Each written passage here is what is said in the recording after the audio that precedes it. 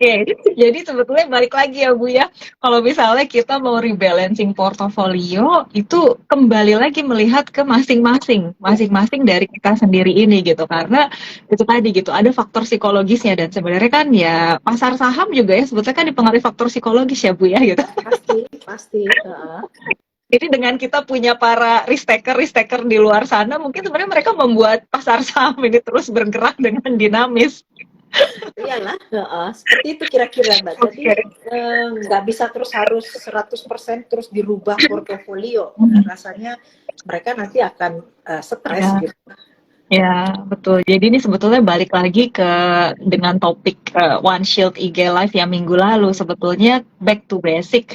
Ketika kita berinvestasi ya memang satu pastikan investasinya menggunakan uang dingin. Ya, ya. Pastikan dana daruratnya sudah ada, sudah aman gitu ya Bu ya gitu. Kemudian asuransi juga udah ada gitu dan income-nya juga terjaga gitu. Oke. Nah, sekarang ada yang kelewatan nih Bu tadi. Ada yang nge-tag saya tapi di WhatsApp. Emas Bu, bagaimana dengan investasi kepada emas-emas ya? Mas, kalau nggak salah di jendela investasinya One Shield itu dari akhir tahun lalu itu kita di jendela investasi kita semua menilai bahwa emas itu tidak akan meroket seperti apa gitu, akan cenderung landai atau bahkan menurun ya. Dan ternyata memang 2022 ini emas memang tidak menggembirakan ya, cenderung turun ya. Kenapa bisa begitu? Nah, karakter emas itu dia akan meningkat harganya ketika orang di apa namanya didera oleh ketakutan gitu. Ada duit tetapi mereka ketakutan gitu. Ya, jadi mereka akan cari emas untuk menghedge uangnya. Jadi uangnya tidak akan berkurang nilainya. Jadi di hedging dengan emas gitu ya. Tetapi kejadiannya yang kita nanti itu adalah kita akan kering likuiditas ya. Bank-bank sentral itu kan menaikkan suku bunga ya. Jadi dengan bank-bank sentral itu menaikkan suku bunga, otomatis likuiditas itu ditarik kembali ke dalam bank ya. Ya, Berarti yang beredar di umum itu likuiditas akan berkurang, tapi memang itu tujuannya supaya inflasi berkurang ya.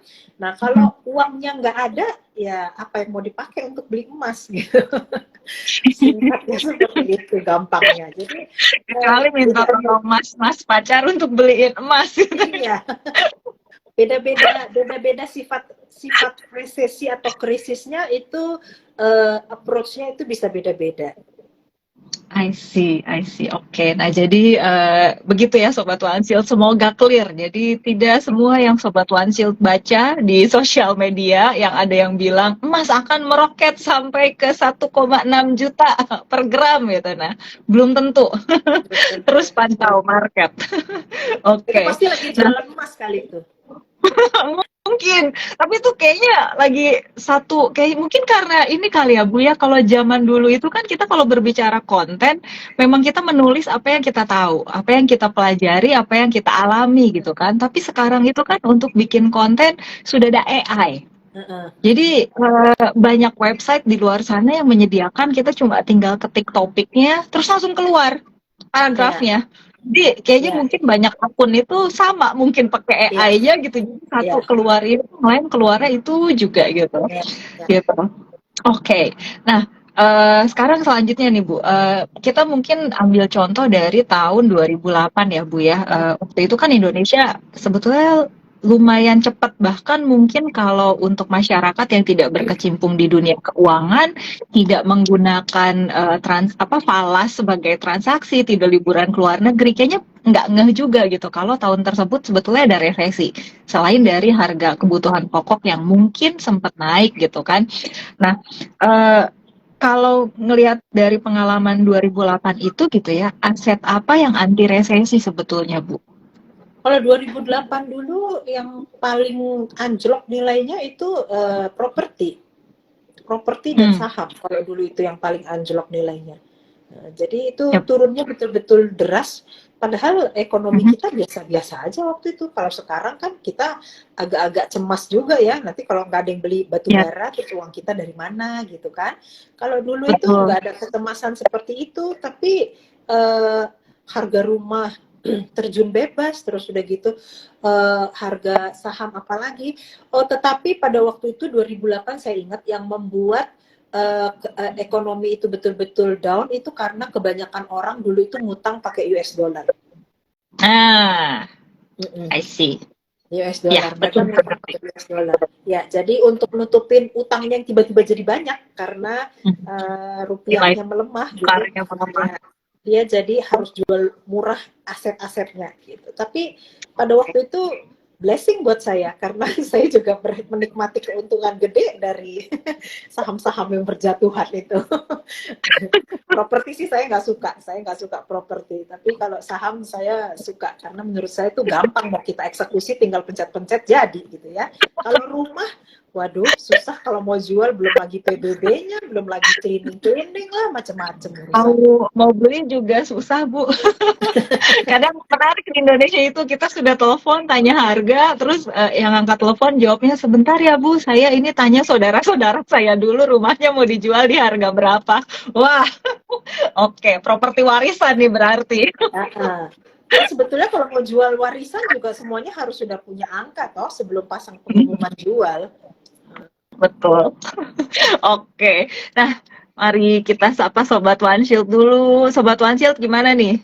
Penjelasan dari Bu Melda dari GDP, kemudian resesi itu sendiri, terus instrumen-instrumen satu-satu. Nah, ini Sobat One Shield ada pertanyaan apa nih? Silahkan langsung diketik saja kalau ada pertanyaan. Oke, tadi kita udah bahas aset yang anti resesi, kemudian cash is the king. Itu sudah tidak berlaku karena ternyata sejarahnya itu dari 1900-an dulu gitu ya. Eh, apa nih Bu yang harus kita persiapkan menghadapi resesi global ini? Karena even Bu Sri gitu ya, Bu Sri sih bilangnya insya Allah Ya. Indonesia kita jaga gitu, tapi kita tetap harus waspada gitu. Nah, jadi apa yang harus kita siapkan kalau dari sisi keuangan personal kita? Tentu saja kalau keuangan personal paling-paling yang harus kita ketatkan itu mindset untuk hemat ya, mindset untuk betul-betul susun anggaran supaya lebih lebih efisien gitu ya. Karena mungkin aja nanti kalau negara ini susah jualan keluar, terus kita susah punya uang, jadi proyek-proyek yang ada di Indonesia ini jadi nggak jalan, ya artinya kalau proyeknya Ya, nggak jalan, uang kita juga nggak mengalir gitu kan. Nah, betul, betul. jadi ada kemungkinan ya memang itu kita harus susun anggaran ulang lagi, prioritas kita prioritas kita tuh apa ya. Jadi dari prioritas kita yang kita susun ulang itu kita bisa tetap bagus kalau kita bisa tetap konsisten kepada porsi anggaran untuk berinvestasi. Nah, itu bagus banget. Oke. Tapi kalaupun secara ya karena sekarang lagi banyak yang PHK, lagi banyak yang mencari kerja gitu ya.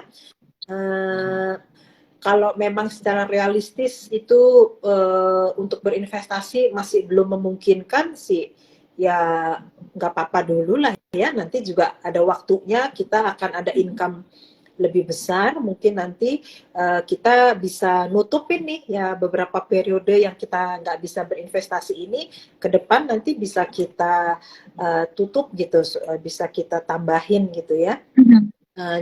Jadi yang paling penting itu ya itu tadi, kalau orang-orang dulu bilangnya mengencangkan ikat pinggang katanya gitu ya. Jadi tapi kalau kencang-kencang banget itu juga nanti kita tetap dalam resesi juga, susah gitu ya. Jadi kalau buat teman-teman yang punya duit ya, yang punya duit nganggur ya, kalau dalam resesi nanti banyak-banyaklah belanja gitu supaya GDP kita meningkat gitu ya. Jadi Anda kalau punya banyak duit nganggur, investasilah, beli rumah, beli mobil, beli apa, ganti semua perabotan gitu ya. Karena itu kan menyangkut pekerjaan banyak orang gitu, banyak nafkah orang yang bisa tertutupi di situ. Jadi jangan semua disimpan. Jadi yang namanya cash is the king itu udah dulu, udah jadul gitu. Jadi supaya kita bisa lebih cepat keluar dari resesi, kalau teman-teman yang punya banyak duit nganggur, jangan dideposito semua, coba cari investasi-investasi yang menggerakkan sektor real ya.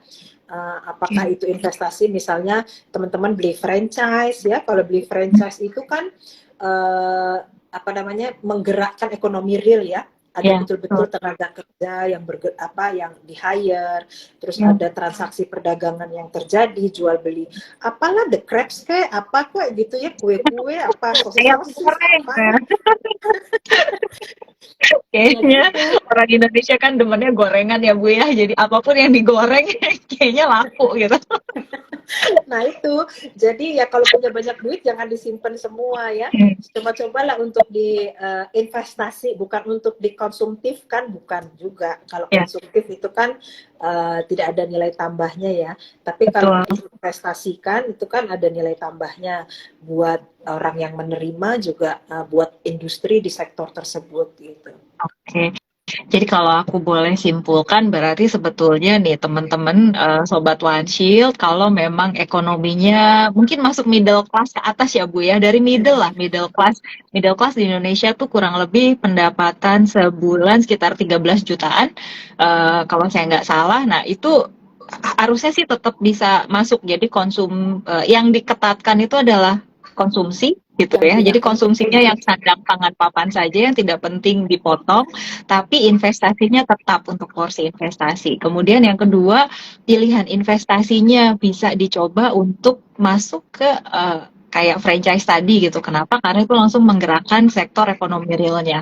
Buka franchise, perlu bayar sewa tempat mungkin, perlu ya. hire orang, perlu beli bahan baku gitu. Dan apalagi kalau bahan bakunya lokal gitu ya, Iya, iya, ujung-ujungnya kan muter lagi iya, ekonomi di internal betul, kita. Nah, buat betul. teman-teman lainnya, ya jangan lupa jajan di Iya. tempat franchise tadi.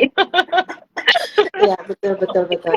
Jadi, Terus dibeli. balancing ya, Ya, tetap aja kita harus spending, tapi spendingnya itu tetap harus dijaga. Karena kalau kita semua nabung semua, nggak ada yang beli apa-apa, resesi kita makin dalam. ya. Oke, sip. Nah, jadi jangan sedih Sobat One Shield yang suka jajan, Anda sebetulnya turut berkontribusi menggerakkan perekonomian Indonesia. Betul, betul, betul. Oke, ini kayaknya Sobat Wasit udah pada pinter nih Bu Melda. Tidak ada pertanyaan sejauh ini dari Ibu. Ada penutup nggak Bu? Bagaimana secara psikologi apa yang harus dijaga gitu? Kalau tadi kan dari kantong teknis semua sudah clear, tapi karena kita makhluk yang dipengaruhi pikiran dan juga emosi gitu ya, apa sih yang harus mindset seperti apa yang harus kita jaga masuk ke 2023 ini?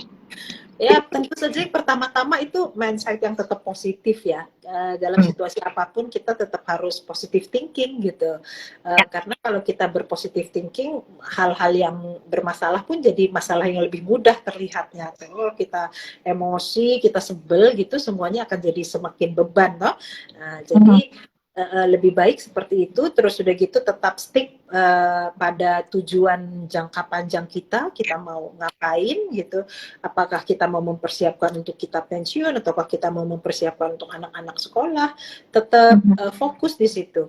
Karena tujuan keuangan itu sebisa mungkin jangan sampai terputus ya. Tapi kayak tadi saya bilang, kalau memang realistis, memang kadang-kadang harus sekarang ngalah dulu nih investasinya karena lagi cari kerja atau apa gitu ya. Ya realistis lah ya, tetapi tetap positive thinking bahwa nanti akan ada solusinya semuanya. Baiklah, setuju Ibu Melda. Terima kasih banyak untuk siraman ilmu dan juga siraman positivismenya nih. Amin. Tapi benar Bu, saya kan orang Sunda nih kebetulan. Kalau di orang Sunda tuh kita ada istilah gini, kalau misalnya kita lagi jalan gitu ya, kan di alam Indonesia itu kan masih berbukit-bukit ya Bu ya. Kalau kita ketemu tanjakan itu kalau kita sebagai anak kecil kan suka aduh capek nanjak gitu kan. Tapi kalau kata orang tua zaman dulu nih, kata karuhun orang Sunda, kalau ketemu tanjakan justru kita harus seneng. Ya, Karena habis tanjakan pasti ada turunan. ya. Itu Dan kita sama akan jadi seperti di hidup atas. ketika menemukan challenge, kita bisa melewati itu nanti jadi lebih mudah. Amin. Amin. Jadi jangan takut dengan berita resesi ya, jangan takut ya, hadapi aja semuanya. Bukan cuma kita sendiri kok, pasti semua ada solusinya.